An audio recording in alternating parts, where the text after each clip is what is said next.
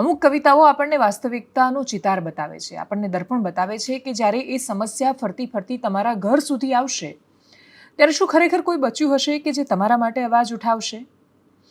અમે સતત શું કામ બોલી રહ્યા છીએ? કેમ કે એ શનિવારે સાંજની ઘટના 6 દિવસ થયા અને 6ઠ્ઠા દિવસે સાંજે પણ સતત બોલવાનું કારણ એ છે કે એ વિચાર આવે છે કે અમે પણ તો આ રસ્તા ઉપર ફરીએ છીએ, હું પણ તો આવા ગેમ ઝોનમાં ગયેલી છું, હું પણ આવી રીતે કોઈ દિવસ મારા ફેમિલી સાથે થિયેટરમાં મૂવી જોવા માટે જાઉં છું, હું પણ ક્યારેક ને ક્યારેક કોઈક ને કોઈક જગ્યાએ એવી જગ્યાએ તો ગયેલી હોઉં છું કે જ્યાં મને નથી ખબર હોતી કે હું ત્યાં સંપૂર્ણ સુરક્ષિત છું કે નહીં.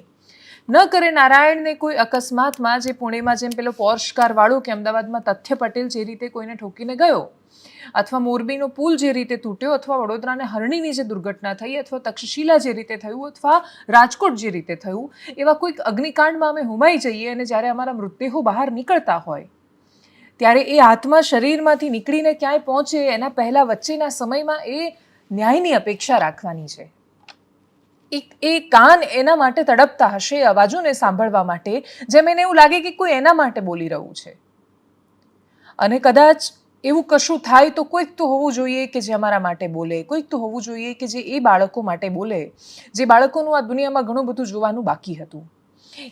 એવી જ્યારે એ જે ઘરમાંથી જુવાન અર્થીઓ ઉઠી છે એ માં સવાલ કરે છે. આજે જ મેં એક માતાને સાંભળ્યા, જેમાં એ કહી રહ્યા હતા કે પોટલું બાંધીને આપ્યું, મને મારા છોકરાનું મોઢું નથી જોવા મળ્યું, મારા લાલને મેં જોયા વગર પાછો વાળી દીધો છે મારા ઘરેથી.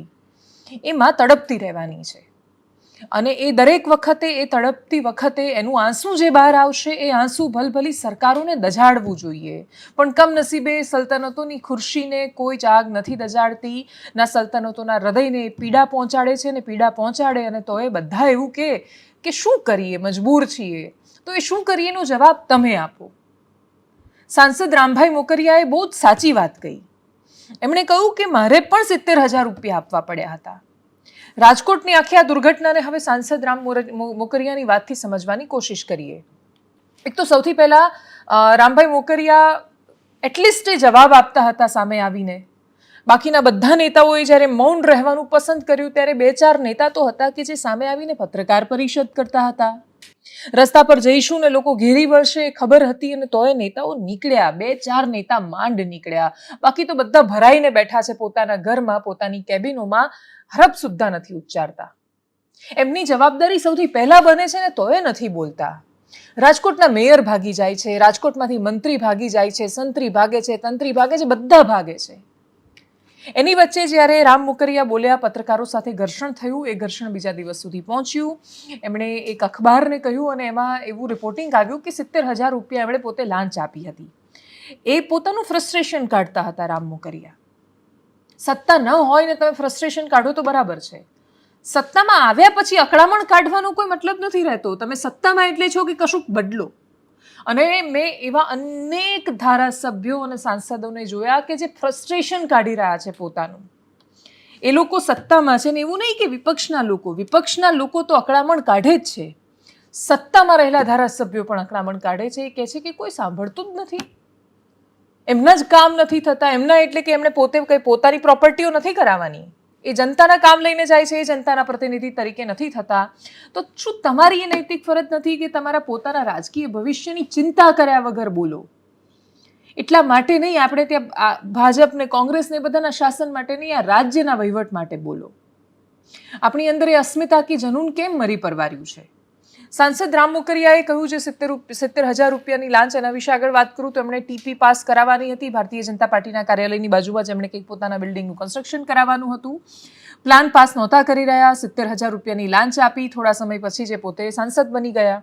એ સાંસદ બન્યા, એમણે 70,000 રૂપિયાની લાંચ પણ આપી હતી એની પહેલાં, એ જ્યારે બિઝનેસમેન હતા ખાલી ત્યારે. રામભાઈ મોકરિયાની બીજી ઓળખાણ એ પણ આપું કે તમે મારુતિ કુરિયર સર્વિસ નામ સાંભળ્યું હશે, અને મારુતિ કુરિયર સર્વિસના માલિક છે રામભાઈ.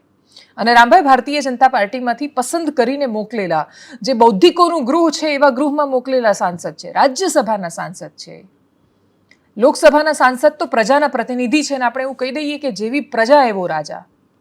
રાજ્યસભા તો ગૃહનો મતલબ જ છે, અને આપણે ઉપલું ગૃહ શું કામ કહીએ છીએ? એટલા માટે કેમ કે એને બૌદ્ધિકોનું ગૃહ માનીએ છીએ, કે જે લોકો કદાચ રાજનીતિમાંથી સામાન્ય રીતે ચૂંટાઈને નહીં આવે, પણ એ લોકોને રાજ્યસભામાં મોકલવામાં આવે જેથી એ સરકારના કાન આંબળી શકે. સરકારના કાન આંબળવાની વાત છોડો, ચરણ વંદના કરતા થઈ ગયા છે. રાજ્યસભાના સાંસદો. બાકી તમને એટલા બધા આભારમાં આવી જાય છે કે ઓહો હો હો હો, પાર્ટીએ એટલો મોટો ઉપકાર કરી દીધો કે પાર્ટી ખોટી હોય ત્યારે નહીં બોલવાનું. પાર્ટી અને સરકાર સૌથી પહેલા બે અલગ વસ્તુ છે, એ યાદ નથી રહ્યું. હવે તો પક્ષ ઇઝ ઇક્વલ ટુ સરકાર, સરકારને બધું એમ, એટલે કમલમથી સરકાર ચાલે છે કે સચિવાલયથી જ ઘણીવાર ન સમજાય, અને તોય ચાલે. અને સારી ચાલતી હોય તો કોઈ કશું પૂછે જ નહીં, જ્યાંથી ચલાવવું હોય ત્યાંથી ચલાવવું. સવાલો તો છે. રામભાઈ મોકરિયાએ કહ્યું સાંસદ બની ગયો ત્યાં સુધી પૈસા આપે પણ કામ નહોતું થયું, પછી જાણ કરાવી તો ત્રાહિત વ્યક્તિના મારફતે એમણે પૈસા પાછા મોકલાવ્યા અને પછી કામ થવાની શરૂઆત થઈ. તો એ તો એટલું તો ખબર પડી કે ટૂંકમાં નેતાના કામ તો કરી નાખે છે. તો એનો મતલબ એ છે કે આખી સિસ્ટમમાં બે જ લોકો એવા છે કે જે સૌથી વધારે પાવરફુલ છે અને સૌથી વધારે કરપ્ટ છે. એ છે નેતા અને અધિકારી. અને આ બંનેને પકડતા જ નથી. તમે ગમે તેટલા મોટા ધંધાદારી છો, પણ જો એ અધિકારી નથી ઈચ્છતો તો એ તમારી ફાઇલ પર સહી કરીને પાસ નથી કરતો. અને એટલા માટે નહીં કે તમે સાચા છો કે ખોટા. હવે રામ મોકરિયાનો પ્રોજેક્ટ સાચો હતો કે ખોટો હતો, ને ખોટો હતો તો સુધારવા માટે સહી નહોતી કરી એવું નહોતું. તમે ગમે તેટલા નિયમોનું પાલન કરો, જો તમે એમને રૂપિયા નથી ખવડાવતા, એમનું પેટ નથી ભરતા, તો એ લોકો ફાઇલ પાસ નથી કરતા. બે જ સંજોગોમાં તમારી ફાઇલ આગળ વધે. એક, કાં તો તમે નેતાનો સંપર્ક, મોટો જેક લગાડો, ઓળખાણ લગાડો, નેતા તમારા માટે ફોન કરે, મોટા નેતા ફોન કરે ને તમારું કામ તરત થઈ જાય. નેતા ફોન કરે તો જ કામ થાય ને તમારા દમ પર ને ક્ષમતા પર ન થાય એનો શું મતલબ?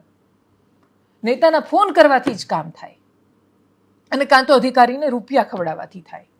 અને આ બંનેમાં બંને સમાન રૂપે દોષિત છે.